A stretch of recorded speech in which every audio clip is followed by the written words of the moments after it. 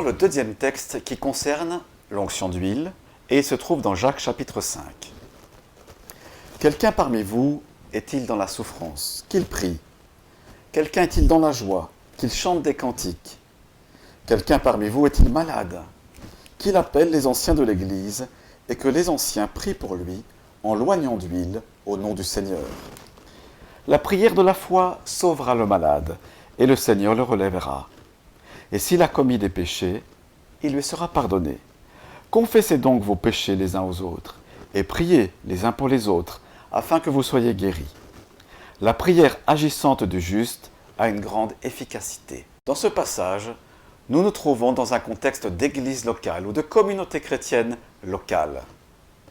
L'auteur, l'apôtre Jacques, nous décrit une situation particulière qui peut se retrouver aujourd'hui dans les communautés chrétiennes locales. Il nous est posé la question, quelqu'un parmi vous est-il dans la souffrance? Est-il malade? Est-il atteint par la maladie? Et puis, il est parlé des anciens, c'est-à-dire des responsables de la communauté.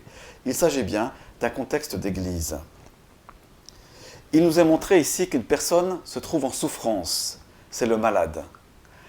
J'ose rappeler cet après-midi que Dieu a une grande compassion, alors que nous nous trouvons peut-être dans une épreuve morale, une épreuve physique, un diagnostic médical négatif, quelque chose de lourd dans notre vie qui pèse. Le Seigneur se soucie de nous. Il est notre bon berger, n'est-ce pas? Et il veut nous rejoindre dans sa grâce, par la puissance de son Saint-Esprit et par la parole. Ce malade est en souffrance, en grande souffrance, probablement alité. Je pense par exemple à ce texte de la belle-mère de Pierre qui était alitée et fiévreuse. Le Seigneur va la rejoindre dans son grand amour pour elle. Cette personne, à cause de sa maladie, est coupée de la vie communautaire. Elle ne peut plus participer aux différentes rencontres et recevoir la communion fraternelle ou donner la communion fraternelle. Il y a une impossibilité de vivre correctement cette vie communautaire. Ce malade a alors un espoir. Il peut faire une demande. Cette demande, il l'adresse aux anciens de la communauté, c'est-à-dire aux responsables.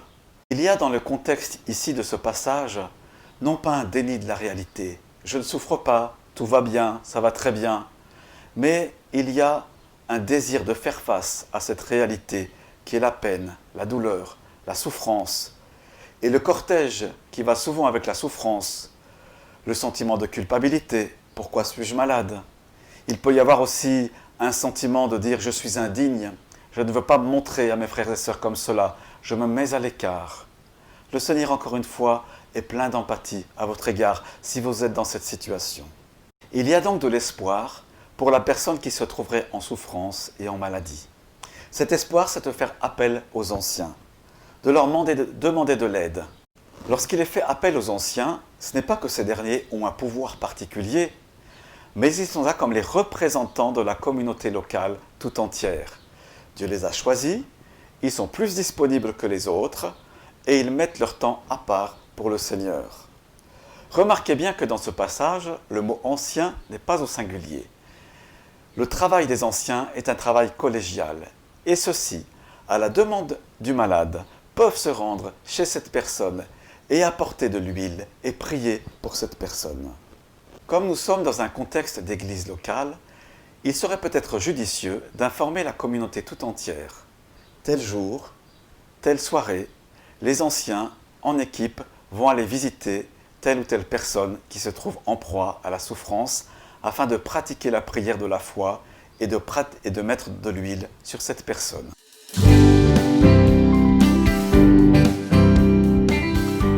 Abordons maintenant un autre paragraphe. C'est ce que je pourrais appeler l'ambiance. Dans l'Ancien Testament, plusieurs personnages ont découvert qu'il était possible d'avoir une relation très intime avec Dieu.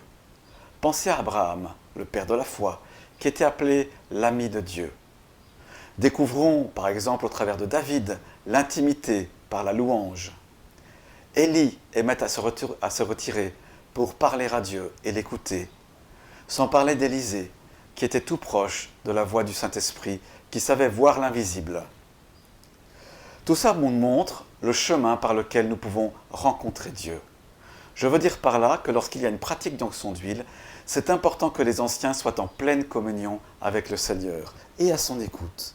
Jésus lui-même pratiquait cela, puisqu'il aimait apprendre à part Pierre, Jacques et Jean, par exemple dans Matthieu chapitre 17, avec cet épisode sur la montagne qu'on appelle la transfiguration.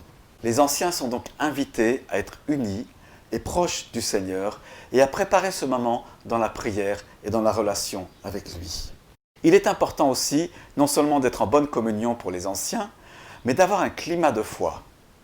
À bien des égards, Jésus a loué la foi, la confiance en Dieu que certains avaient. Je pense à ce père de famille, ou encore à cette mère de famille, ou alors à ce maître pour son serviteur. Avoir une ambiance de foi, un climat de foi, permet simplement à la puissance du Saint-Esprit de se manifester, là, dans cette chambre.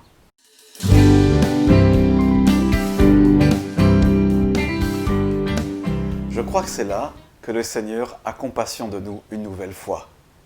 Lorsque nous prenons par exemple le repas du Seigneur, nous nous rappelons, en prenant un morceau de pain et en buvant un petit peu de vin, le sang du Seigneur Jésus-Christ et son corps qui a été brisé pour nous. Et bien de la même manière, je crois que lorsque nous voyons de l'huile avec nos yeux, notre foi peut être fortifiée. Le malade sur qui on répand cette huile peut se dire « Tiens, je suis visité par le Saint-Esprit, sa présence est là et cette huile m'encourage. » Donc nous pouvons voir cette huile simplement comme un moyen de grâce. Non pas le moyen de grâce, qui est Jésus-Christ, mais un moyen qui fortifie notre foi.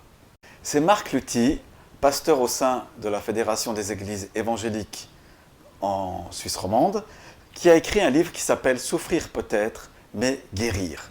Il développe ceci.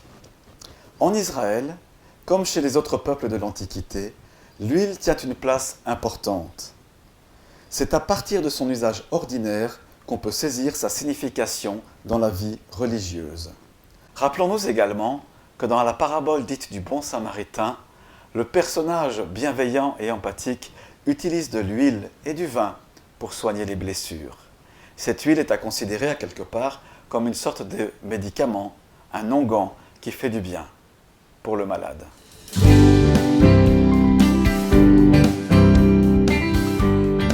Il peut y avoir dans cette pratique dite de l'onction d'huile quelques blocages.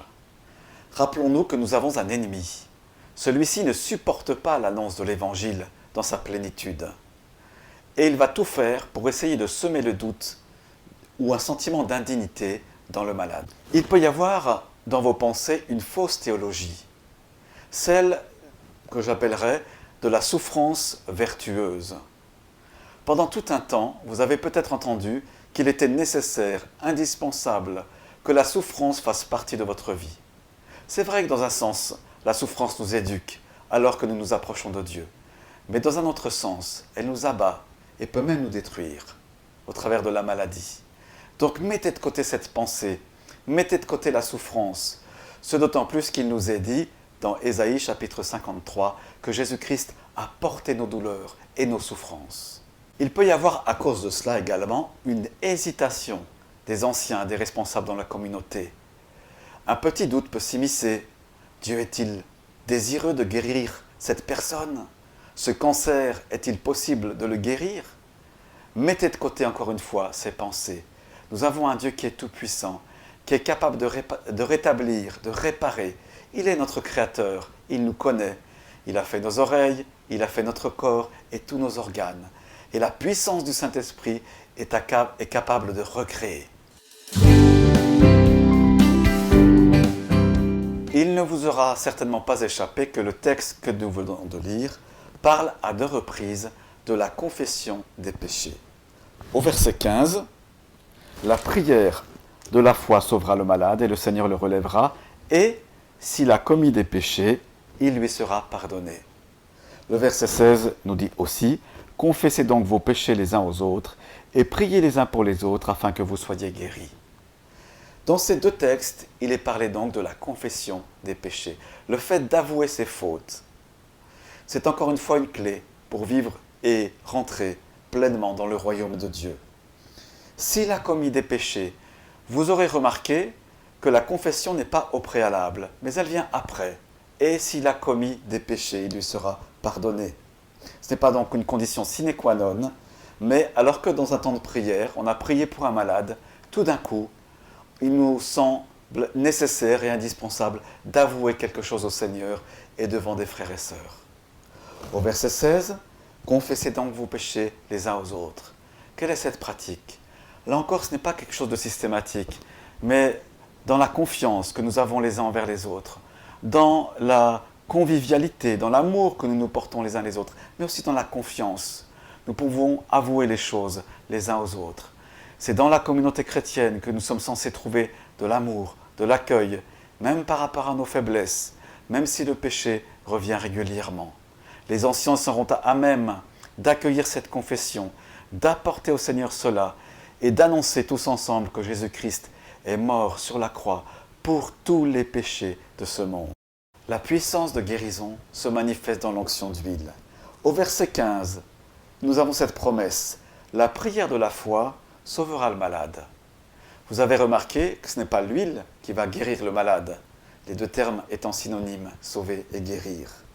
Mais c'est une aide pour la foi, cette huile. Vous avez remarqué cette promesse.